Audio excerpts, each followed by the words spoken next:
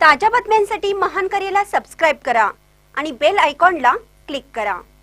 रामपूर येथे रेशन तांदळाची तस्करी, निप्पाणीच्या दोघांवर कारवाई, 1.5 लाखाचा मुद्देमाल जप्त।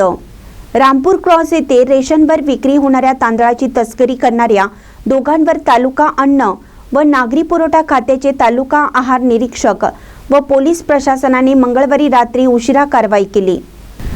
अदनान पटेल राहणार शिंदेनगर व आकाश घाडगे राहणार जिजामाता चौक निपाणी अशी कारवाई झालेल्या दोघांची नावे आहेत।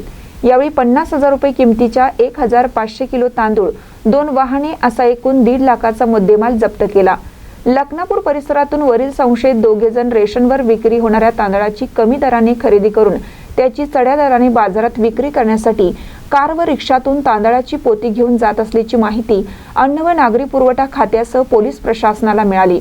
त्यानुसार वाहनाचा पाठलाग करून पटेल व घाडगे यांची वाहने थांबवून तपासणी केली असता वाहनात रेशनवर विक्री होणारा तांदूळ आढळून आला।